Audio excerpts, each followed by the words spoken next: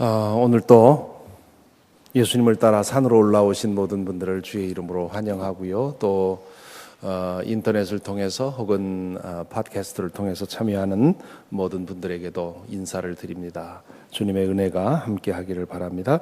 오늘 말씀은 마태복음 5장 11절 12절 두 절의 말씀입니다. 한 목소리로 함께 읽고 묵상하겠습니다. 너희가 나 때문에 모욕을 당하고 박해를 받고 터무니없는 말로 온갖 비난을 받으면 복이 있다. 너희는 기뻐하고 즐거워하여라. 하늘에서 받을 너희의 상이 크기 때문이다. 너희보다 먼저 온 예언자들도 이와 같이 박해를 받았다. 아멘. 마태복음 5장 서두에 나오는 1절부터 마태복음 5장 3절부터 10절까지를 가리켜서 팔복이라고 부릅니다. 영어로는 beatitude라 그렇게 말합니다. 주의 깊은 사람들은 이 팔복이라는 이름에 이의를 제기합니다. 복이 있다, 복이 있다 하는 어구가 문장이 8번이 아니라 9번 나오기 때문입니다. 그럼에도 불구하고 우리 한국 전통에서는 팔복이라는 그런 이름을 달아 놓았는데요. 그 이유는 오늘 읽은 11절, 12절이 앞에 3절부터 10절과는 여러 가지로 다르기 때문입니다. 3절부터 8절까지는 시적인 그런 형식으로 되어 있고요. 11절, 12절 오늘 읽은 두 절은 산문으로 되어 있습니다. 또한 앞에서는 복이 있다, 그들이 천국의 하나님의 나라가 그들의 것이다 해서 그들로 이 3인칭 복수 대명사가 사용된 반면에 뒤에 나오는 이 11절 12절에서는 너희라고 인칭 대명사가 바뀝니다. 그렇기 때문에 이 11절과 12절은 이 3절부터 10절까지 이 팔복에 대한 결론이라고 생각하기 때문에 그래서 이름을 구복이라 하지 않고 팔복이라고 그렇게 얘기를 합니다. 이 내용을 보면 그러니까 3절부터 10절까지 해서 8번에 걸쳐서 복 있는 사람, 제자가 어떤 사람인지를 말씀한 다음에 결론 부분에 가서 이렇게 너희는 이렇게 너희가 나 때문에 이렇게 그 어투를 바꾸신 것입니다. 이렇게 보면 예수님은 수사법에 있어서도 아주 탁월한 분이었음을 알 수 있습니다. 물론 이것만이 아니라 예수님이 그 비유를 만들어 말씀하시는 것을 보아도 그렇고요. 이 수사법에 있어서 탁월한 능력을 가지고 있었던 것을 보는데요. 이 팔복의 말씀에서 예수님은 복 있는 사람들을 막연히 가정하지요. 말씀을 듣던 사람들은 그 말씀이 자기 자신과는 직접 상관이 없는 어떤 사람들의 이야기로 듣습니다. 마음이 가난한 사람들은 복이 있다. 천국이 그들의 것이다. 그런 사람들이 있겠구나. 그런 사람들이 있었으면 좋겠구나. 그 말씀에 배어 있는 내용이 매우 도전적이고 부담스러운 것이었지만 이게 나에게 주는 말씀이 아니라 어떤 사람들, 제자들, 이 사람들에게 주는 말씀이라고 생각을 했기 때문에 귀담아 들었겠지요. 속으로 저렇게 훌륭하게 사는 사람들이 많이 있으면 좋겠다 그런 생각을 했을지도 모릅니다. 그때에 예수께서 갑자기 너희가 나 때문에 모욕을 당하고 이렇게 너희가라고 인칭을 바꾸고 계십니다. 지금까지 듣던 이야기들이 다른 사람들의 이야기가 아니라 바로 너희들이 들어야 될 얘기라고 그렇게 말씀을 하시는 것이지요. 남의 이야기로만 받지 말고 내 이야기로 받으라고 그렇게 듣는 사람들의 허를 찌르고 있는 것 아닙니까?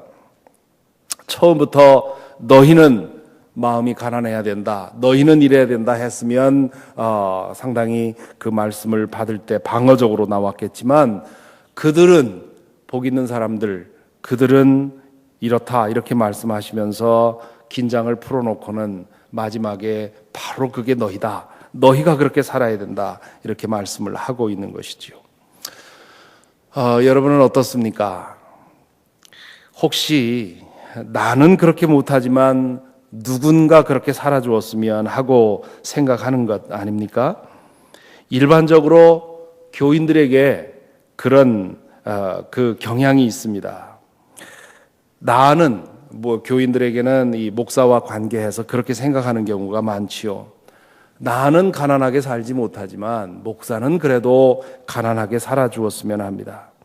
나는 골프를 즐기더라도 목사는 그런 거 즐기면 안 된다고 생각합니다. 나는 즐길 거 다 즐기지만 목사는 그래서는 안 된다고 생각합니다. 나는 하고 싶은 말 다 내뱉을 수 있지만 목사는 가려서 말해야 된다고 생각을 합니다.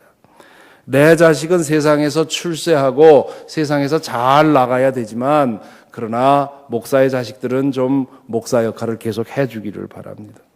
나는 십자가에 올라타서 천국까지 둥둥 떠서 가고 싶지만 목사는 그 십자가를 지고 갔으면 생각합니다. 이렇게 말하다 보니까 갑자기 억울해집니다. 천주교에서는 사제에게 주어진 소명과 신도에게 주어진 소명이 다르다고 믿고 가르칩니다. 하지만 개신교회는 목사나 성도에게 주어진 소명이 동일하다고 가르칩니다. 목사나 성도나 모두 예수 그리스도의 제자로 부름을 받았습니다. 그러므로 만일 여러분에게 목사는 이래야 한다 하는 그런 기준이 있다면 그 기준을 나에게도 적용해야 맞습니다. 불행하게도 요즘의 경향은 그 반대가 되어버렸지요. 목사들이 우리만 십자가를 지라는 법이 어디 있느냐, 우리만 그렇게 살라는 법이 어디 있느냐 하면서 자신의 기준을 보통 사람들의 기준으로 내려버렸습니다. 그 반대가 되어야 하지요. 우리가 평신도라고 하는, 우리가 목사가 아니라고 하는 핑계로 이렇게 살아서는 안 된다.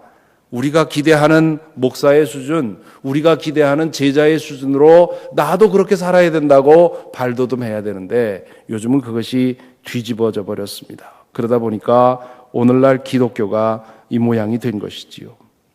저와 여러분 우리 모두는 예수 그리스도의 제자로 부름을 받았습니다. 예수께서 주신 이 말씀들은 그들 어떤 사람들에게 주신 말씀이 아니라 바로 그분을 믿고 따르기를 원하는 저와 여러분 우리 모두에게 주신 것입니다. 이 말씀의 도전 앞에서 이것이 부담스럽고 어렵다 보니까 여러 가지 핑계를 댑니다. 나는 목사가 아니니까, 나는 장로나 권사가 아니니까, 나는 초신자니까, 이런 핑계를 대는 것이지요. 그 핑계로 자신은 속일 수 있을지 모르지만 주님을 속일 수는 없습니다. 우리 모두는 제자로 부름을 받았고 나는 뭐니까 하고 핑계댈 사람 아무도 없다고 하는 것 우리는 알고 있습니다. 교황도 감독도 목사도 장로도 권사도 집사도 직분 없는 사람도 모두 같습니다. 이 말씀 앞에서 나는 아니야 그렇게 생각해서는 안 됩니다. 11절에서 예수께서 너희가 나 때문에 이렇게 인칭 대명사를 바꾸신 이유가 바로 여기 있습니다. 이렇게 결론의 말씀을 하시면서 예수께서는 제자로 사는 것이 실제로 어떨 것인지에 대해서 다시 한번 분명히 정리하고 있습니다. 예수 그리스도를 주님으로 섬기고 그분의 말씀을 따라 살다 보면 모욕을 당할 수도 있고 박해를 받을 수도 있고 터무니없는 말로 온갖 비난을 받을 수도 있습니다. 그것이 현실입니다. 세상이 하나님의 뜻을 떠나 죄악에 빠져 있기 때문에 하나님의 뜻을 따라 살려는 사람을 그냥 두고 보지를 않습니다.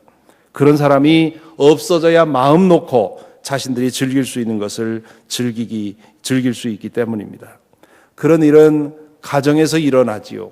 가정에서 일부 가정 구성원들은 믿고 일부는 안 믿게 될 때 그 믿지 않는 사람들이 믿는 사람들을 박해합니다. 그런 일 하지 않도록 그렇게 하지요. 믿는다고 해서 박수만 치지 않습니다. 오히려 불편해하고 방해하고 박해합니다. 직장에서는 그런 일이 더 자주 일어납니다. 성실하게 일하고 정직하게 행동하려 하면 왕따시키는 것이 우리 사회의 경향입니다. 너무 맑은 물에는 고기가 끼지 않는 법이다 라고 말하면서 적당히 자신들의 불의에 동조하고 묵인하라고 유혹합니다. 상업적인 거래 현장에서는 더욱더 그런 일이 일어나지요. 적당히 서류를 꾸며서 부정한 이득을 나누어 가지자고 유혹합니다. 그럴 때 아니 저는 그럴 수 없습니다 라고 말하는 것도 그것은 쉽지도 않고 그렇게 행동하면 그 사회에서 도태되기가 쉽습니다. 우리가 예수 그리스도의 제자라고 하는 것은 교회 안에 와서 어떻게 하느냐에 걸려 있는 것이 아닙니다. 우리의 가정과 직장과 사회에서 우리가 어떻게 사느냐 하는 것이 제자됨의 문제입니다. 그런 일이 일어나면 우리는 위축되고 겁을 냅니다. 적당히 타협하려는 유혹에 빠집니다. 그 유혹을 뿌리치고 믿음대로 사는 것은 고역이고 고생입니다. 예수님은 그 현실을 이미 알고 계셨습니다. 그런 일을 겪는 사람이 복이 있다고 하십니다. 그런 일을 당할 때 기뻐하고 즐거워하라고 말씀하십니다. 어떻게 그런 일을 당할 때, 어려움을 당할 때 오히려 기뻐하고 즐거워할 수 있습니까? 오늘 말씀에서 두 가지를 말씀하시지요. 첫째는 하늘에서 받을 너희의 상이 크기 때문이다 말씀하고 있습니다. 이 말씀을 두고 많은 사람들이 논란을 벌입니다. 천국에 가서 받는 상급이 있고 그 상급이 이 땅에서 살았던 그 삶의 내용에 따라서 서로 달라진다면 그렇다면 그게 어떻게 천국이냐? 천국에도 차별이 있고 천국에도 빈부가 있다면 그게 어떻게 천국이냐? 그렇게 말하는 사람들이 있습니다. 정당한 그런 질문이 아닐 수가 없습니다. 하지만 환상이나 입신이나 이런 것을 통해서 천국을 보고 온 사람들은 그것이 사실이라고 증언합니다. 이 땅에서 그 사람의 헌신과 봉사에 따라서 어떤 사람들은 큰 집에 살고 어떤 사람은 움막에서 살더라고 그렇게 증언을 합니다. 저는 이 모든 것들을 사실로 봐서는 안 되고 하나의 비유로 보아야 된다고 믿습니다. 또한 하나님께서 그런 것을 보여주신 이유가 있는데 그거에 초점을 맞추면 문제가 없다고 생각을 합니다. 이 땅에 사는 동안에 좀 더 제자답게 살라고 하는 교훈을 주시려는 것이겠지요. 그러므로 그것을 있는 그대로 천국의 현실이라고 간주해서는 안 될 것입니다. 하늘에서 받을 상은 죽은 후에 천국 가서 받을 상을 말하기도 하지만 하나님께 받을 상 이렇게 번역하는 것이 더 옳을지 모르겠습니다. 팔복에서 예수님은 하나님의 다스림을 받는 것, 하나님의 돌보심을 받는 것, 하나님의 인정을 받는 것이 정말 중요한 복이라고 말씀하십니다. 그러므로 하나님의 상, 하나님의 인정, 하나님의 돌보심을 믿고 이 땅에서 부정과 불의에 손대지 말라고 하는 것, 때로 그것이 손해가 되고 때로 그것이 우리에게 따돌림이 되는 그런 일이 되더라도 하나님을 믿고 이 땅에서 의롭게 살라고 그렇게 우리에게 요청을 하고 있는 것입니다. 예수를 따른다는 이유로 예수님의 말씀을 따라 의롭게 살려고 애쓴 결과로 인해서 모욕이나 오해나 박해를 당할 때 하나님께서 그만큼 더 알아주시고 인정해 주시고 돌보아 주시고 높여주실 것이라는 것을 깨닫고 그리고 그것을 가지고 기뻐하라, 즐거워하라 그런 뜻입니다. 둘째로 너희보다 먼저 온 예언자들도 이와 같이 박해를 받았다고 말씀을 하시지요. 여기서 예수님은 제자들을 예언자들과 같은 반열에 올려놓고 있습니다. 구약에 나오는 위대한 예언자들은 모두 환영보다는 배척을 더 많이 받고 칭찬보다는 욕설을 더 많이 받았습니다. 진리를 등지고 사는 사람들에게 진리를 말하니 미움받고 배척받은 것이지요. 예수의 제자들은 이 점에서 예언자들의 그 전통을 잇고 있는 것입니다. 우리가 제자로 살아간다면 엘리야, 이사야, 예레미야, 호세아, 아모스 같은 이런 위대한 예언자들의 뒤를 잇는다니 알고 보면 얼마나 대단한 일입니까? 그러니 우리가 당하는 고난에 짓눌리지 말고 기뻐하고 즐거워야 할 이유가 있는 것입니다. 자, 오늘 이 말씀에 비추어서 우리 자신을 돌아보십시다. 나에게는 예수 때문에 당하는 손해가 있고 예수 때문에 억울하게 오해받아 본 적이 있습니까? 나에게는 예수 때문에 모욕당해 본 일이 있고 예수 때문에 따돌림 당해 본 일이 있습니까? 나는 예수 때문에 무시당해 본 일이 있습니까? 예수 때문에 억울한 피해를 본 적이 있습니까? 여기서 조심할 것이 있습니다. 교회 생활을 하다 보면 정말 잘못 믿는 사람들이 있습니다. 잘못 믿으면서도 자신이 잘 믿는다고 생각하고 자신의 그 광신적이고 잘못된 신앙을 따라감으로 인해서 어려움을 당하는 사람들이 많이 있습니다. 그런 사람들이 이 말씀을 가지고 내가 지금 주님 때문에 모욕을 당하고 주님 때문에 사람들에게 박해를 당한다고 오해하는 경우가 있습니다. 그렇게 생각하는 사람들은 절대로 고쳐지질 않습니다. 이런 사람들을 두고 하시는 말씀이 아닙니다.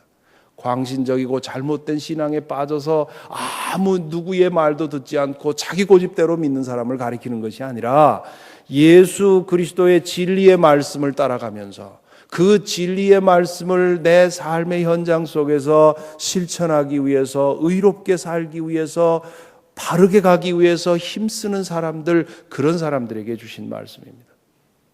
어떤 사회에서는 그런 사람들이 박수받고 칭찬받고 인정받지만, 그러나 그 사회가 부조리하고 불의할수록 더더욱 그렇게 살아가는 사람들에게는 저항과 손해와 어려움이 따르게 되어 있습니다.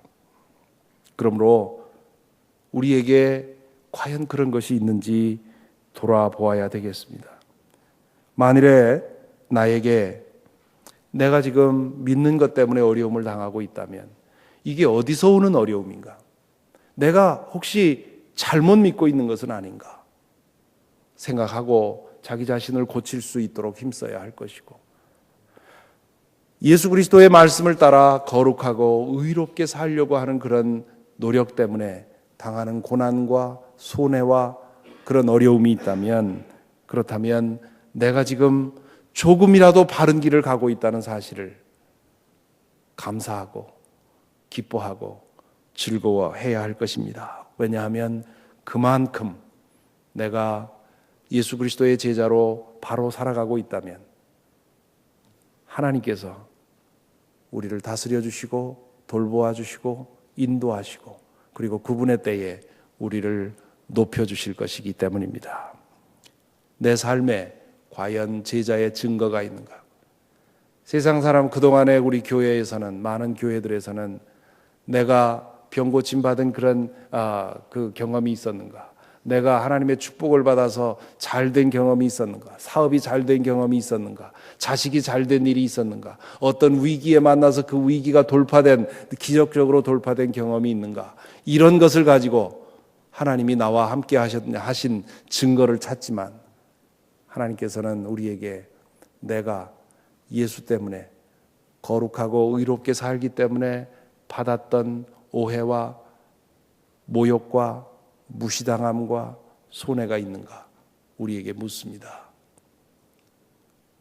나는 어디에 있는지 오늘 이 말씀을 통해서 우리 자신을 돌아볼 수 있기를 바랍니다.